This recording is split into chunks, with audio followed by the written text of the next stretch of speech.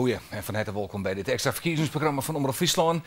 De woen binnen Slikken, de feestnoorzen binnen Opburgen en de stemmen binnen Telt. En dan kom je tot de conclusie dat het politieke landschap in Friesland toch wel wat verloren is, juster. Het CDA is weer de grootste partij geworden en de Partij van de Arbeid is de partij die zijn verlies nimmer moest. Ja, verder binnen ik winners SP en D66 en vanzelfs twee nieuwe partijen in de steden. De Partij voor de Dieren en 50+. Ja, de vraag is zelfs, waar krijgt het de komende fjouwerier voor het season hier in Friesland? Waar krijgt de komende fjouwerier eigenlijk het mandaat om het beleid uit te vieren? Nou, met zoveel stemmen in provinciale steden, André zei het al, ken het haast net oors dat er van treien naar fjouwerpartijen in het college gaan worden moet. Maar welke fjouwer? Dat is de grote vraag. CDA en Partij van de Arbeid zijn al jaren bij elkaar in het college van Friesland. Dat zou inhouden dat er al twee binnen. Dan moet er twee bij. Blote FNP-bigelieks in het college of komen er toch twee nijen voor in het plak? Nou, hier aan tafel een aantal listloekers van partijen die het of al woen of verlen hebben. Sander de Rauw is natuurlijk de grote winnaar van het CDA. Wanneer krijgen we de eerstvolgende Alversterrentocht? Ja, dat zou mooi zijn als dat komende weekend wezen, maar dat zal niet baren. Dus ik denk dat we een Ierke oer met de slijn. Maar de fietsafstedentocht komt er wel weer aan in Bolsen. Ja, maar de hing je met net oer in de campagne. Nee, klopt. Het is om de oren Elfstedentocht. Omdat het een geweldig merk is, maar dat kun je echt breder zien. Fietsen op alle oren, handen manieren, kan dat gewoon. Maar de redens kunnen waarom in het vet. Ja, oké. Janne Witske de Vries van de Partij van de Arbeid. Hoe groot is de kater nou juist hier? Nou, die weet van de morgen wel even, hè. Ja, dus ik ben net noffelijk wekker geworden. Maar dan is het al gauw weer realiteit. En dan gist weer chef van en hoe maakt we hier? Vanuit deze situatie weer het beste ervan. Nou, ja, en zo zit ik hier nou ook weer aan tafel. Ja, dat klinkt wel heel makkelijk, maar zo makkelijk is het net. Nee, dat is net makkelijk. Want er is natuurlijk maar het en ziel van Friesland ontwerp. En als justo een uitslag die heel bordlandelijk bepaald is. En dat de Partij van de Arbeid eigenlijk straft wordt voor de kabinetsdeelname. En wat mij dan zeer doet en rekkert dat is dat er net voor Friesland gestemd is. En nou, ja. En dan moest weer doorheen. En dan moest we zien, en wat doen we hier? Want wij zijn nog steeds een grote partij in Friesland. En als het wel landelijk is, dan hebben wij het helemaal net zo raar dienen. Want Friesland had dan nog het beste scoort voor de Partij van de Arbeid. Dus wij blijven nog aardig trouw mooie kiezers. Ja. Jannes Kramer van de FNP.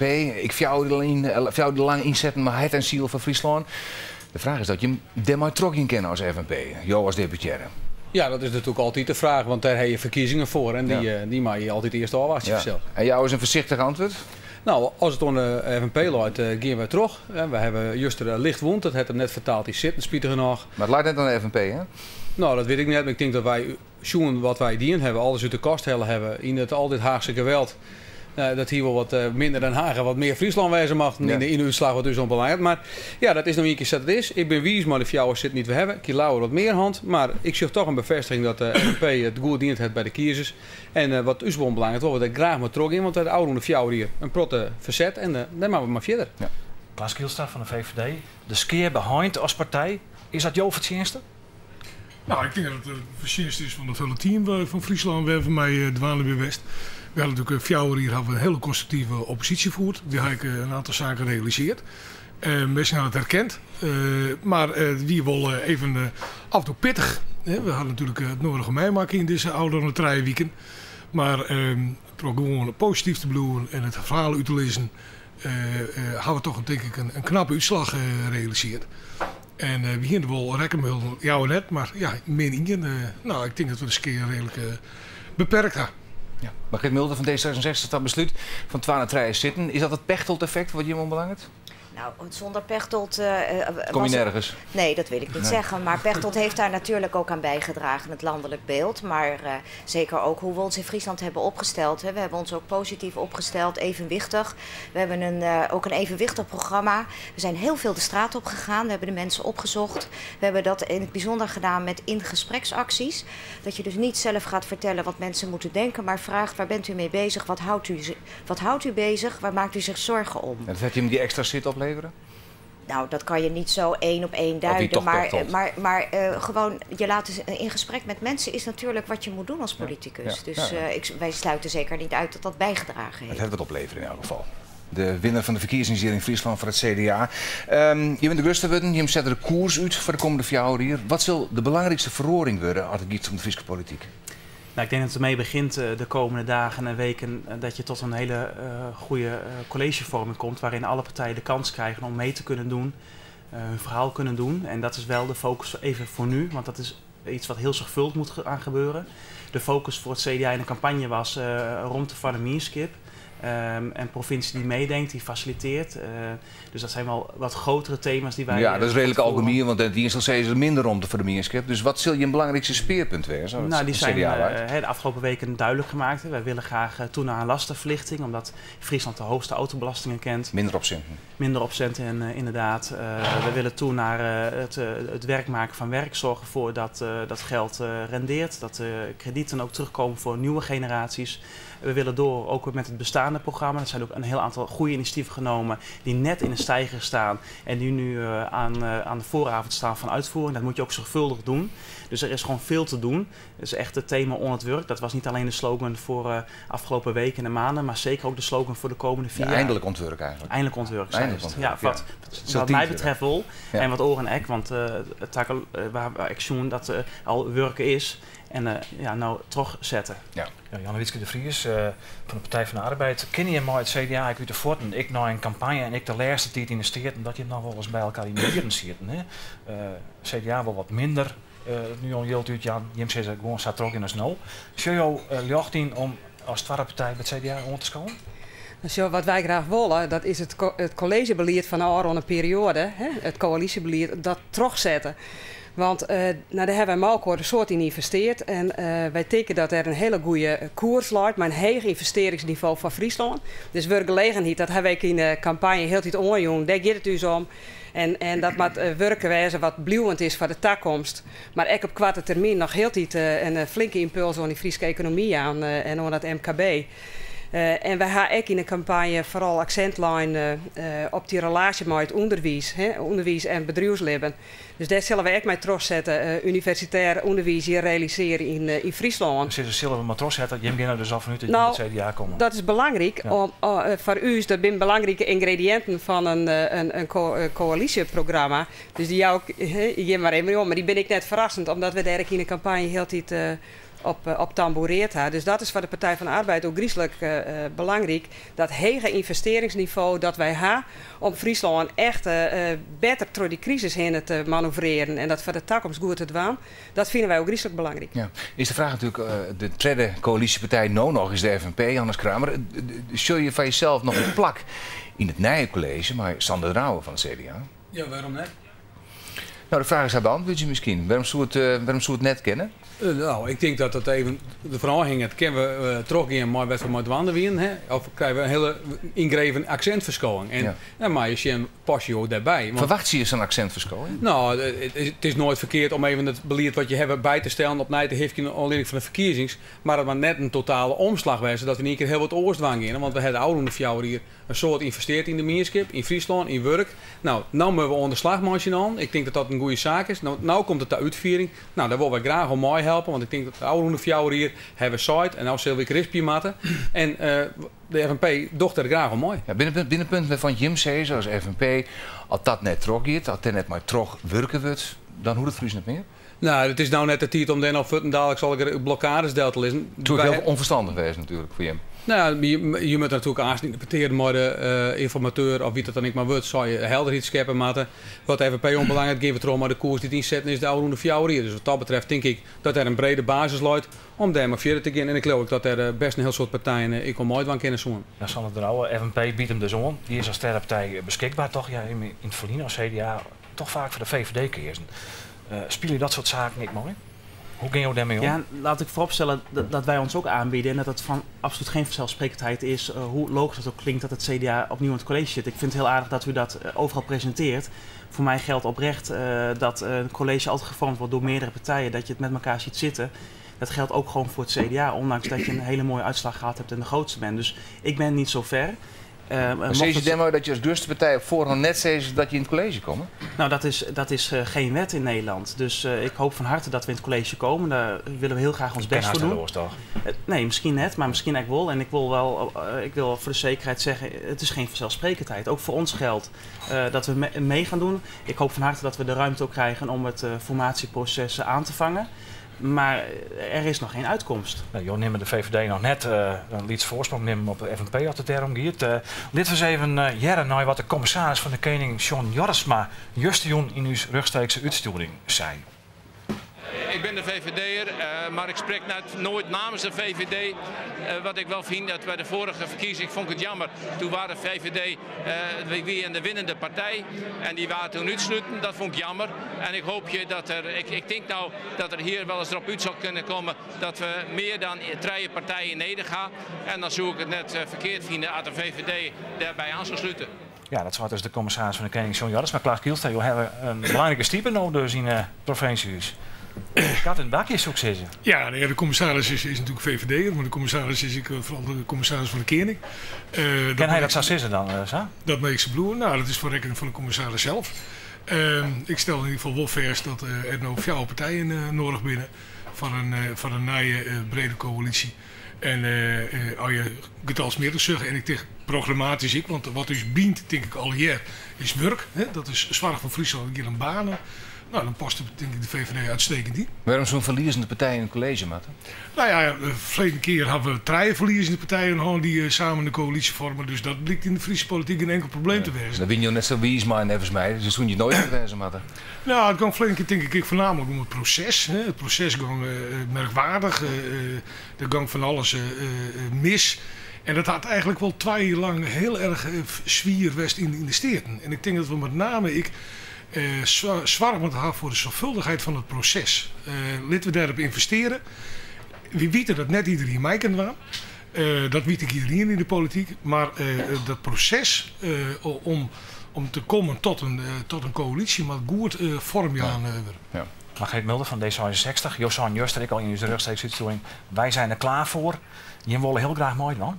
Wij willen graag meedoen, maar wij wachten een uitnodiging af.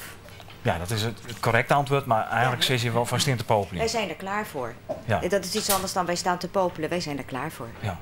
Nou, Jo heeft het wat zes in het zand trouwen. Iedereen biedt hem dus aan, maar Jo zegt wij moeten maar iedereen importeren.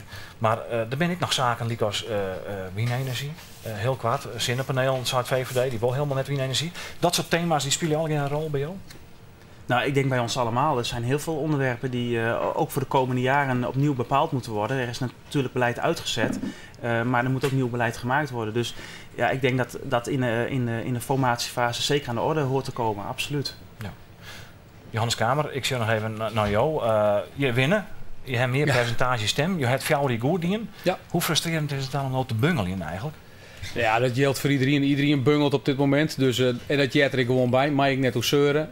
Als we mooi van kennen en wij zitten genoeg voor u zien, dan doen we graag mooi. Op de constructieve wijze zat het de oude fjouwer hier gebeurd is. En dat het zat Kielstra site op een transparante wijze uiteindelijk is van ja, het wordt hem net, want sa en sa. En dat snappen we al een keer. Dan mag je dat ik vrede mee hebben. Maar wat u zo'n belang heeft, kunnen wij denk ik een constructieve bijdrage leveren. Ja. Jan Witske de Vries. Culturele Haatstad, heb het net al nog, maar Jo steen aan de wieg ervan. Ja. Iedereen leeuwde er haast net in. Jo wil, je hebt een liek kregen. Je wilt heel graag houden, maatje. Nou, ik vind het wel heel belangrijk, want het is natuurlijk wel een onderwerp wat mij heel nauw aan het hart lijkt. Dat er ruimte voor komt om daar werkelijk een succes van te maken. En nou ja, daar zullen wij ons best natuurlijk als Partij van de Arbeid ik verdwaan dat zo is. Nou, dat hoef ik persoonlijk net te doen. Daar ben ik een heel soort mensen die dat heel goed waan kennen. Maar jij dat eigenlijk het wel. Je bent een man van de culturele haat, dit wil ik weten. Ik vind het veel belangrijker dat er in een collegeprogramma, een coalitieprogramma, dat er dadelijk ruimte is om er echt een succes van te maken. Wat ik mal in dat bidboek deelzet had. Nou, dat verzint het gewoon en daar zullen wij goed naar zien. Ja, de VVD is een partij die er wel eens wat kritisch op West heeft. Dat geldt overigens voor het CDA, maar VVD misschien nog meer kritisch. Vrijbaan, ruimbaan voor culturele haatstad? Nou, ik ben altijd heel kritisch geweest naar het proces. Hè. Dat proces dat had in het begin nog wat hekken. Maar we hadden een keer de A zijn in dat verhaal. Dus omdat ik bezig is, we kunnen net zeggen, nou, we stoppen er nog helemaal mee, denk ik. Ik denk ook net dat dat steeds de breedte bedoeling is. Wat we zijn, je moet je ambitieniveau aanpassen aan het geld wat je hebt. En dat is denk ik wel heel wichtig. Dan maakt je wel zwaar gaan worden. Nou, dat maakt het weer zwaar genoeg in die zin dat er op dit moment toch een groot gat is in de financiering. Hè. Er is een hoog ambitieniveau en er is te weinig geld. Nou, daar maar we goed naar zien hoe we dat oplossen kennen. En dat bloed wel een zorgpunt. Ja, dat is zo deelt. Maar zou het al gunnen je met Janne Witske, de Vries? Ja, altijd. Maar we gunnen het Friesland. Ik vind het prachtig dat Janne Witske daar zo betrokken bij is. Daar heb ik haar ook altijd voor gecomplimenteerd. Ik kan me nog herinneren dat ik bij aanvang van het proces ook meeschreef. Goed die ambitie. Maar u weet inderdaad dat wij als CDA ook zeggen, het moet een feest voor iedereen worden. Niet alleen voor kunst met een grote K. En we zeggen ook oprecht, er moet ook echt geld verdiend worden wat ons betreft. Bedrijven moeten echt uitgenodigd worden om mee te kunnen doen. Dus dat zijn gewoon dingen die we als CDA inbrengen. Maar heel graag een heel mooi groot feest in 2018 voor iedereen. Ja, is Janne Witske degene die het waan kennen eigenlijk als deputaire? Nou, ik denk dat Janne Witske zelf terecht zegt, dit is iets van ons allemaal. En dat moet het ook worden. En ik denk dat Janne Witske ontzettend veel credits verdient omdat zij het er naartoe gehaald heeft. En als CDA denken wij heel graag mee om ook onze voorwaarden, een breed feest voor iedereen. En je voorwaarden minder elitair en financieel beter onderbouwd. Nou, dat zijn de punten waar wij steeds van zeggen en daar gaan wij op letten. Dat hebben we ook in de campagne tegen onze achterban gezegd. En ik meen te mogen oordelen dat de campagne de achterban heeft gezegd, daarmee aan de slag. Ja. Okay.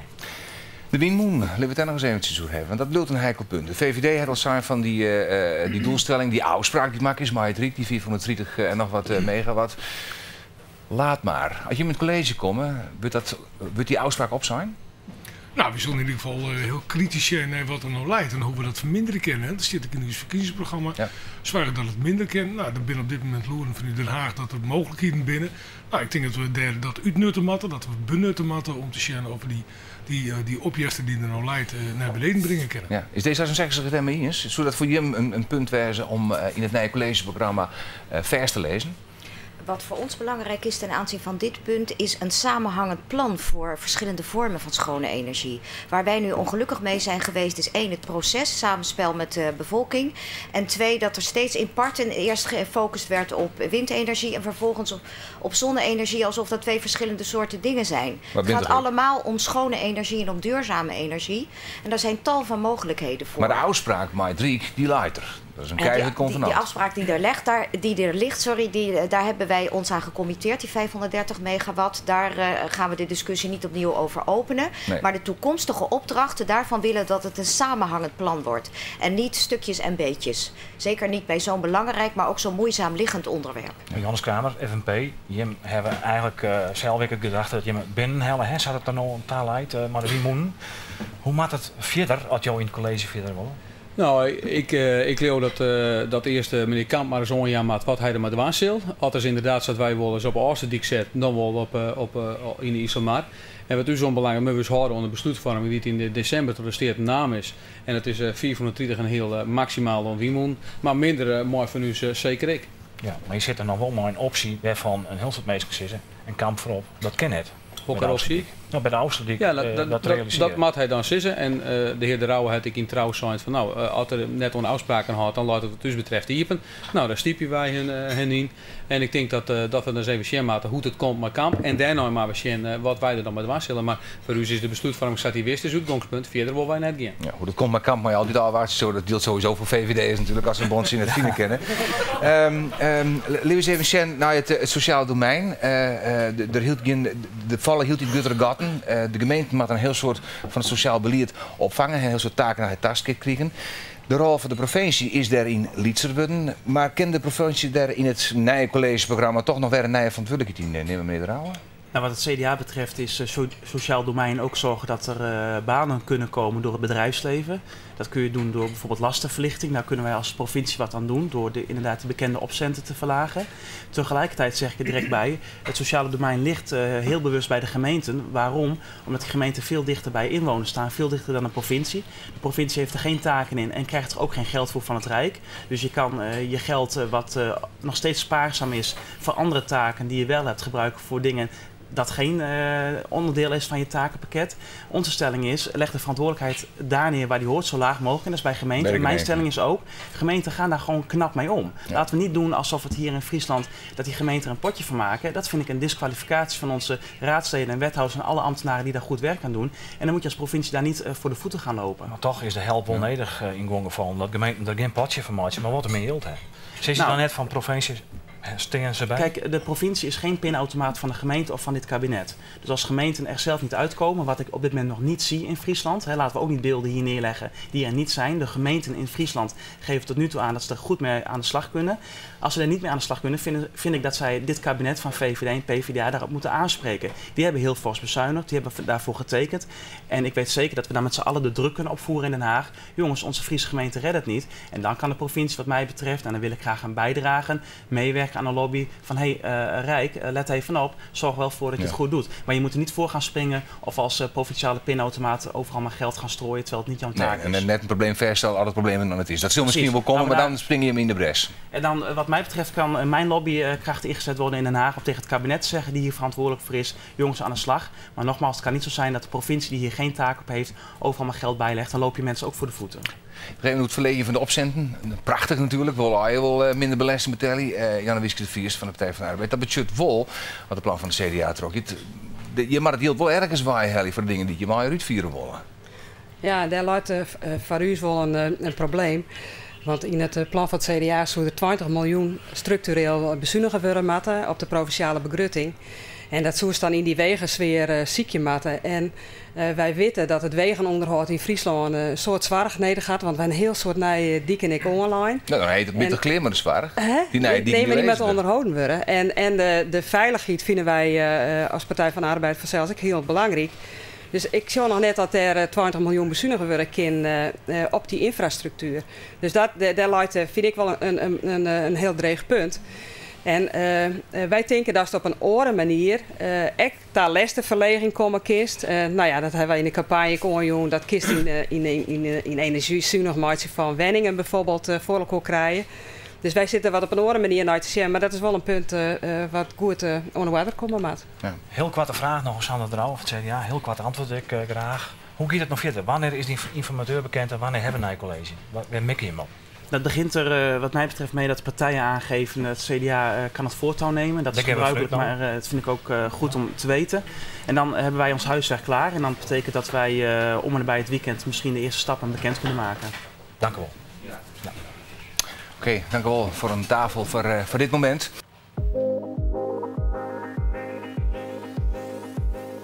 Twee partijen die je nou een tafel schoot binnen twee dames en die zijn beide eigenlijk, denk ik wel uit de schroeven. Fenne Veenstra van de SP. Want uiteindelijk ben jou de gutte winnares van de verkiezingen hier in Friesland, van 3 naar 4 zitten. Hoe viel dat? Ja, fantastisch. Onwerkelijk? Ja. Gisteren drong het niet helemaal tot me door, maar vanochtend werd ik wakker, even op de computer kijken. Ik had zoiets van, dit is echt waar. Ja, het is een landslide hier en daar. Greensland, de grootste partij van de provincie Wudden. Hier een partij die het daar docht. Ik wil mij dan wel in een college? Absoluut. Ja, we denken ook, kijk, het kan over rechts, maar het kan net zo hard ook over links. Ja. Hoe stond je toen links dan? Nou, je zou kunnen denken, iets wat 4 partijen bindt, en dat is dan CDA, PvdA, SP en de ChristenUnie. Dat is sociaal en groen. We hebben alle partijen hebben een uitgangspunt van ieder mens telt. Respect voor de mens. Het sociale domein, ja, we denken er wel iets anders over, maar de grondwaarden, de kernwaarden zijn wel menselijke waardigheid. Dus ik denk dat we daar elkaar kunnen vinden. Ja, Anja Haga van de ChristenUnie. Ik welkom vanzelfs Geliekbleun, maar toch nog wel een partij die dat docht. Ken je Geliekbleun, wij hadden vorige keer wie de treddenzetel en een restzetel. En nu hebben we op eigen kracht een volledige treddenzetel. Ja, en in zo'n provincies hebben we winst. Ja. Dus ik ben echt uit te schroeven. Formeel ik uit te schroeven. Ja. Maar wel op 3 zitten. Maar kan je wat vinden in dit verhaal? Bij zo'n college oerlinks, maar Jim erbij? Ik denk dat meerdere opties mogelijk zijn. Is dit een optie die het mogelijk is? En dit is ook een optie die mogelijk is. Jo zijn zelfs in het filmpje, we kennen links en we kennen rechts. Want in beide gevallen ben je een gewilde partij, hè, mogelijk. Ik denk dat de ChristenUnie op alle thema's, zowel van sociaal beleid als werk, als het worstel en energie, wat al je thema's binnen wat erom komt, dat wij er een helder verhaal in hebben en dat wij met alle partijen daarover praten kunnen. Dus dat doen wij graag. Het hadden zien dat je en maar de linkse partijen en maar de rechtspartijen toch wel raakvlakken hebt. Ja. Mooi. Ja, ik denk dat we aan beide kanten raakvlakken hebben. Maar we hangt ook ook onze wezen erin. En daar moeten we de komende tijd maar waarover praten. Van hoe staan de partijen erin? Wat elke partij had zijn wezen is. En we moeten wel wat gunnen. Je wil ook al je wat krijgen, maar al je wat jan. Ja, maar je wilt dan net zeggen dat de ChristenUnie een kleurleerse partij is die eigenlijk bij elke verschijningsvorm van een nij college past. Ik denk dat rond het eerste moesten we uw dream vertellen. Ja. En ik zei van, uw dream is zwaar dichtbij. Mensen die naar de rondje, net tussen wal en skip. Werk voor iedereen. Ook voor mensen die nou al langdurig bijvoorbeeld werkloos Ik dacht even zijn. dat ik het verkiezingsprogramma van de SP doet maar zijn. wij zijn ook heel sociaal, absoluut. Ja. En, maar ik word 100% sociaal? belangrijk. Ja. Wij zijn heel sociaal. En, maar de ChristenUnie is wel echt een meeskenpartij. Wij vinden dat wij zwaar gaan voor meesken en dat wij onmaten naar je naasten. Want dat gaan we heel dit zijn. Ja. God liefhebben boven alles, naast als jezelf. Dus dat maakt al berom komen in de thema's. Ja, wat hij onder rug komt, gemeen met de partijen. Werk. Als meesken werken, dan komen ze in hun kracht, dan doen ze mee aan de maatschappij.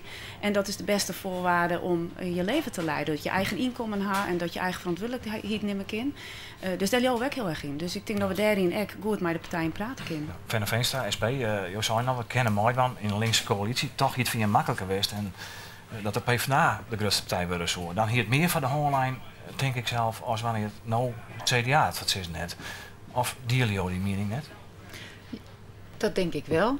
Als het PvdA voor het zeggen had, dan was het misschien logischer om direct naar links te kijken of naar het sociale aspect. Maar aan de andere kant, Sander Drouwen heeft zich de afgelopen maand wel geprofileerd als een mensmens. Dus, Ja, met lezen we mogelijkheden. Wat je vaak jaren bij de SP, net alleen nog in Friesland, dat het een partij is die het misschien net genoeg kwalitatief goede bestuurders, David Chen misschien leveren kan. Hoe je dat bij hem? Nou, we hebben in Smallingenland hebben we een wethouder. We hebben een wethouder, ja. Maar verder nergens natuurlijk. Nou ja, in heel Nederland. Nee, in Friesland niet. Nee, in heel Friesland niet. Maar we hebben wel in Nederland hebben de laatste gemeenteraadverkiezingen enorm gewonnen en zitten we in heel veel colleges. Ja. Maar het probleem is dat van de SP wordt altijd zijn, dat is een partij die het eigenlijk net echt maakt wandel. Ja, de vraag is het ze ooit wel gegund? En ik denk dat we de laatste jaren wordt het ons meer gegund en bewijzen we ook dat we het kunnen. Ja, en dit wordt in Friesland niet bewezen. Wordt maakt van in een nieuw college, oerlinks, maar de ChristenUnie misschien. Als wij voldoende van onze punten waar kunnen maken, dan willen we meedoen. Ja. Ja. Dan ben je dus breekpunt met dingen waarvan je hem zegt van als dat net trok is, dan dat de SP net maakt. Nou, we hebben wel punten waar we op in willen zetten. Ja, neem eens een punt dat je hem op inzet, wat een breekpunt is. Nou, wat we echt belangrijk vinden is armoedebestrijding. We denken dat iedereen een gelijkwaardige kans moet hebben om iets van zijn leven te maken. En armoedebestrijding is daar één van. Dat kun je op verschillende manieren oplossen. Iets wat we in het verleden gehad hebben in deze provincie is bijvoorbeeld een armoedefonds. Ja. Waar mensen zich aan konden melden met projecten. En dat zouden we graag weer terugzien. Ja, die armoedefonds, dan breng ik het berichtje weer op de ChristenUnie. Piet Adema, hier dat ik toen mooi van krijgen. Die het deputaire van de ChristenUnie West, 2007, 2011. Die heeft dus ervaring. Mooi van. Ben je nou de kandidaat vragen? Nou, je gaat nou maar waar we de inhoud praten. En wij vinden als ChristenUnie inhoud staat centraal. Dus daar mag je eerst op praten. En de popkus, daar ga je het dan letter hoor. En ik vind ook dat die inhoud nou centraal moet staan. Maar je hebt er nooit toch in de partij zelf? Uiteraard denken wij daar naar. Maar en ik vind dat we nou maar waar eerst praten moeten. Wat zeg je? Wat is dan je gedachte daarover? Dat zullen we het aanzien doen. Ik vind echt, we moeten eerst als partij om tafel om de inhoud. En daar willen we serieus op praten. En pas als je eruit komt, nou ja, dan zie je verder. Maar je hebt persoonlijk natuurlijk wel ambitie. Je bent kleren om deputaire te worden, toch? Ja, ik ken mijn verhaal nog een keer herhalen. Nou ja, ik zit om die reden, 2007 die Sikkel Borsmiem kandidaat. Toen is Piet Adema op het laatste moment nog worden, omdat vooral de deputairen van het CDA en Partij van de Arbeid een voorkeur voor hem hier. Ja, persoonlijk contact en persoonlijke relatie is natuurlijk heel belangrijk in het college. De popjes zijn wel belangrijk. Ja, natuurlijk. Je moet het mij wel vinden. En je moet het mij wel zitten als team. Dat je zegt, hey, dit kind.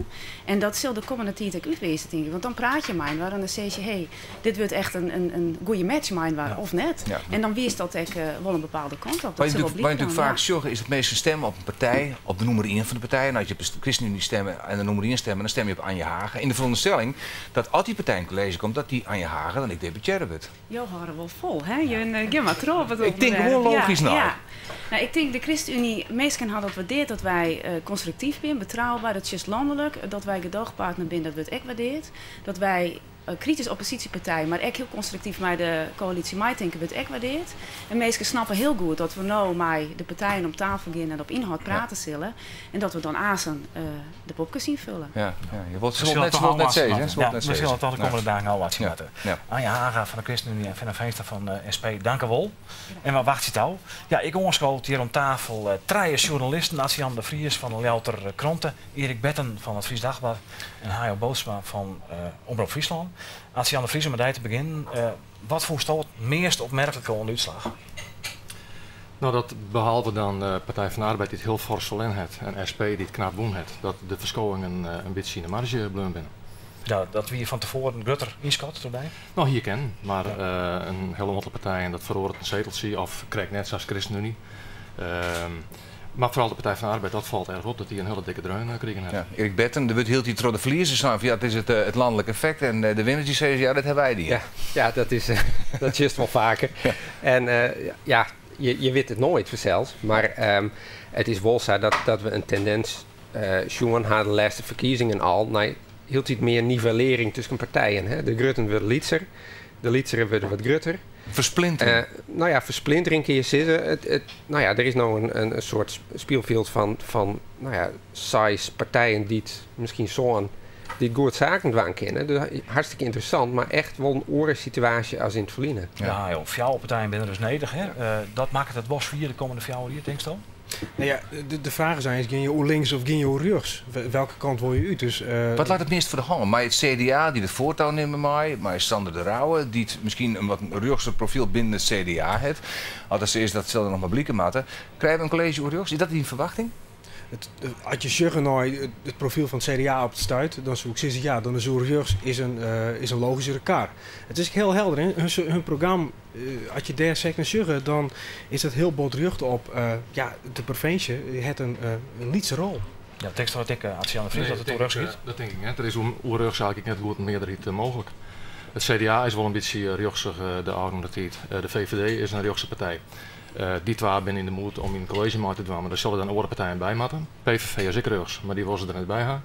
Dus door rechts zal het sowieso net gebeuren. Nee, dus dat hield dit meer naar het midden als dan de Partij van de Arbeid en bijvoorbeeld een ChristenUnie D66. Nou, het zou kennen maar aan de ene kant 2 partijen maar wat een ruchter profiel en een rugser profiel. En aan de andere kant 2 partijen maar een wat linksiger profiel.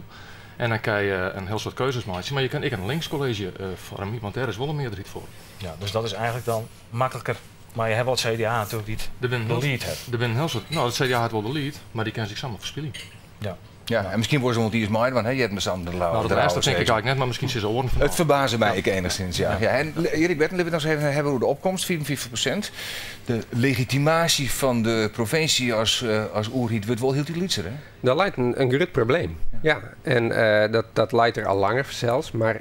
het wordt heel die grotere probleem, lijkt het. Als maar de helft van de mensen opkomt dagen, ja, hoe stevig is dan de democratische legitimatie van de mensen die te zitten? Dat is wel een vraag wat de politiek hoe nadenken moet, wat wij alle jaren hoe nadenken moeten. Ja, wat de politiek hoe nadenken, wij denken er natuurlijk ook naar, maar zij moeten het dan. Waar komt dat nadenken op uit? Nou ja, blijkbaar had de burger besletten van ze door maar. Mijn stem had toch net zo volle invloed op wat er gebeurt. Nou, we zullen zien hoe de komende dagen een nieuw college hier in Friesland vormen wordt. Wij volgen dat natuurlijk als de journalistiek. En thuis volg je dat misschien ik via de dingen die wij daar opbrengen kennen. Je kon juist stemmen. Dit is het resultaat van het stemmen of het net stemmen. Want de opkomst was natuurlijk maar 54%. Wel erg leeg, Andries. Ja, het is legerig als jou hier waarom. Dus het is net een goede tendens. Nee. Brengt dus in elk geval wel een van deze extra verkiezingsuitsturing van Omroep Friesland. Wij blijven het vanzelfs volgen. Maar we danken jou nou voor het zien en wens je nog een hele mooie jongedag. Ontzettend. Dag.